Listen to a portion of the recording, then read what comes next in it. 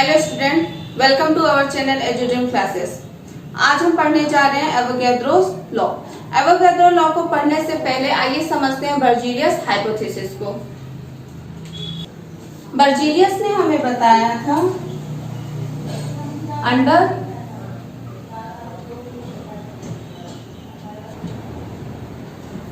Similar condition of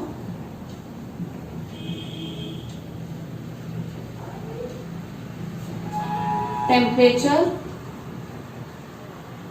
and pressure,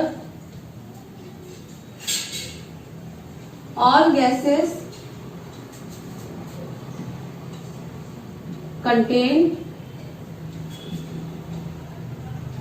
equal number of atom। ये Berzelius का hypothesis है। Hypothesis क्या होते हैं? ऐसे कोई भी स्टेटमेंट जिन्हें हम कह तो देते हैं पर उन्हें हम बाद में प्रूव नहीं कर पाते, तो उन स्टेटमेंट को हम हाइपोथेसिस कहते हैं। तो बर्जीलियस ने भी केवल एक स्टेटमेंट दी थी, उस स्टेटमेंट को वो प्रूव नहीं कर पाए थे और उन्होंने कहा था कि under the similar condition of temperature and pressure all gases contain equal number of atom.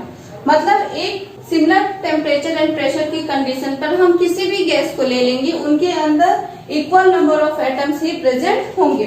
मतलब कहने का ये है हमारा कि हम सपोज करते हैं कि टेम्परेचर हमारे रूम टेम्परेचर यानी 25 डिग्री सेल्सियस एंड प्रेशर को हम कंसीडर कर लेते हैं 1 एटमॉस्फेरिक प्रेशर, यानी जिस टेम्परेचर प्रेशर पर अभी हम प्रेजेंट हैं।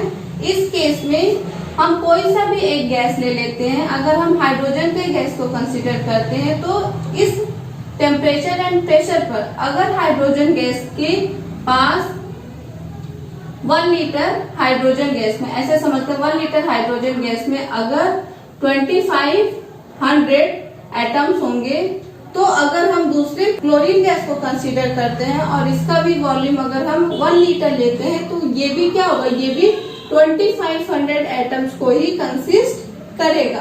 ये स्टेटमेंट बर्जीलियस ने हमें कही थी कि तो हम किसी भी टाइप की गैस को ले लें, उन सभी गैसेस के अंदर जो नंबर ऑफ एटम्स होंगे वो सिमिलर होंगे, यानी इक्वल नंबर ऑफ एटम्स ये गैसें कंसिस्ट करेंगी। बर्जीलियस का ये जो हाइपोथेसिस था, ये इन्होंने गैलुसेक्स लॉ के बेसिस पर दिया था। तो आइए गैलुसेक लॉ को भी एक बार समझ लेते हैं। तो आइए देखते हैं गैलुसेक्स लॉ को। गैलुसेक ने हमें बताया था कि when two gases combine to form third gas, मतलब जब दो गैसें कंबाइन होकर के एक थर्ड गैस का फॉर्मेशन करती हैं, तो रिएक्टेंट एंड प्रोडक्ट ये दोनों ही एक होल नंबर रेशियो को फॉलो करते हैं। इसी लॉ के बेसिस पर बर्जीलियस ने अपना हाइपोथेसिस दिया था और हमें बताया था कि जब हाइड्रोजन क्लोरीन के साथ कंबाइन होता है तो ये 2 मोल्स ऑफ हाइड्रोजन क्लोराइड को देता है। मैंने ये वर्ड्स फॉर्म में इसलिए लिखा है क्योंकि पहले के जो साइंटिस्ट थे या पहले के जो इक्वेशन थे वो इन्हीं फॉर्म में लिखे जाते थे। अगर इसे हम फॉर्मूलाज के बेसिस पर लिखेंगे तो हम लिखेंगे यहाँ पे कि हाइड्रोजन क्लोरीन के साथ कंबाइन होकर के 2 मोल्स ऑफ HCl को देता है। अगर हम बर्जीलियस हाइपोथेसिस के अकॉर्डिंग इस इक्वेशन को देखें तो उन्होंने हमें बताया था कि अगर टेम्परेचर एंड प्रेशर की कंडीशन सेम हो तो ये दोनों ही गैसें क्या करेंगे, एक इक्वल नंबर ऑफ एटम्स को कंसिस्ट करेंगी। तो हम ऐसे समझते हैं कि अगर यहाँ पे 1 वॉल्यूम ऑफ हाइड्रोजन कंबाइन हो रहा है 1 वॉल्यूम ऑफ क्लोरीन के साथ, तो ये हमें 2 वॉल्यूम ऑफ हाइड्रोजन क्लोराइड को दे रहा है। अगर इन दोनों के वॉल्यूम सेम है और टेम्परेचर एंड प्रेशर भी यहाँ पे सेम है, तो इसके अंदर अगर n number of atoms present होंगे तो क्लोरीन के अंदर भी n number of atoms present होंगे, और जब ये दोनों कंबाइन होंगे तो हमें यहाँ पे 2n number of compound atoms मिलेंगे। कंपाउंड एटम्स जिन्हें हम मॉलिक्यूल कहते हैं। तो अगर इनके अंदर हम इसे और सिंप्लीफाई करें तो हाइड्रोजन का 1 एटम क्लोरीन के जब 1 एटम के साथ कंबाइन होता है तो ये हमें 2 कंपाउंड एटम ऑफ HCl देगा या 2 मॉलिक्यूल देगा HCl का। तो बर्जीलियस ने कहा कि अगर half atom of hydrogen chlorine के हाफ एटम के साथ कंबाइन हो तो ये मुझे केवल एक मॉलिक्यूल देगा हाइड्रोजन क्लोराइड का। अगर 1 वॉल्यूम के साथ कंबाइन हो रहा है तो मुझे 2 वॉल्यूम ऑफ कंपाउंड एटम मिल रहे हैं। अगर इनके अंदर नंबर ऑफ एटम्स अगर n है तो जब n number of hydrogen atom n number of chlorine atom के साथ कंबाइन होगा तो मुझे यहाँ पे 2n number of compound atom मिलेंगे। तो इसे और सिंप्लीफाई किया जाए तो अगर एक एटम हाइड्रोजन का एक एटम ऑफ क्लोरीन के साथ कंबाइन होगा तो मुझे 2 कंपाउंड एटम मिलेंगे HCl के। तो अगर मैं इस तरीके से कहूँ कि मुझे 2 मॉलिक्यूल नहीं चाहिए HCl के, केवल एक मॉलिक्यूल चाहिए, तो उसके लिए मैं हाफ ऑफ हाइड्रोजन एटम को हाफ ऑफ क्लोरीन एटम के साथ कंबाइन कर दूंगा तो मुझे एक कंपाउंड एटम मिल जाएगा।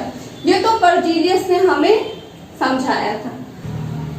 पर अगर हम अकॉर्डिंग टू डाल्टन थ्योरी देखें तो डाल्टन ने हमें ये बताया था कि एटम किसी भी केमिकल रिएक्शन में पार्टिसिपेट करने वाले सबसे स्मॉलेस्ट पार्टिकल होते हैं जिन्हें हम आगे डिसोसिएट नहीं कर सकते हैं।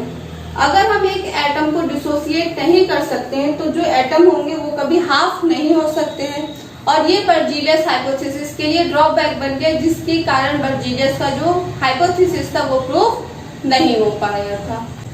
तो बर्जीलियस हाइपोथेसिस को ही एवोगैड्रो ने थोड़ा सा मॉडिफाइड किया और उन्होंने ये बताया कि बाकी सारे स्टेटमेंट जो है वो तो करेक्ट है, केवल अगर हम यहाँ पे एटम की जगह पर मॉलिक्यूल को लिख दें तो ये जो स्टेटमेंट होगी वो क्या होगी, करेक्ट हो जाएगी। और इस स्टेटमेंट को लास्ट में एवोगैड्रो ने प्रूव भी किया था। तो उन्होंने अब यही जो स्टेटमेंट बर्जीलियस का था, अब यही स्टेटमेंट को हम एवोगैड्रोस लॉ के फॉर्म में पढ़ते हैं। तो अकॉर्डिंग टू एवोगैड्रो अगर हम देखें तो under the similar condition of temperature and pressure all gases contain equal number of molecule. ये हमारा था हाइपोथेसिस और यही हाइपोथेसिस आज की डेट में प्रूव हो चुका है, क्योंकि लेटर ऑन ये हाइपोथेसिस प्रूव हो गया था। तो एवोगैड्रोस हाइपोथेसिस को आज हम एवोगैड्रोस लॉ के नाम से जानते हैं। और एवोगैड्रोस हाइपोथेसिस के बाद ही हमारे पास 2 नए कॉन्सेप्ट आए थे। 2 नए कॉन्सेप्ट तो हम नहीं कह सकते हैं, पर इन 2 चीजों के बारे में क्लियरली हमें इंफॉर्मेशन या इन 2 चीजों को हम क्लियरली एक दूसरे से डिफरेंशिएट कर सक रहे थे। एक थे हमारे पास एटम एंड दूसरे थे मॉलिक्यूल। तो अब हम नेक्स्ट क्लास में अपने एटम्स एंड मॉलिक्यूल्स के बारे में पढ़ेंगे।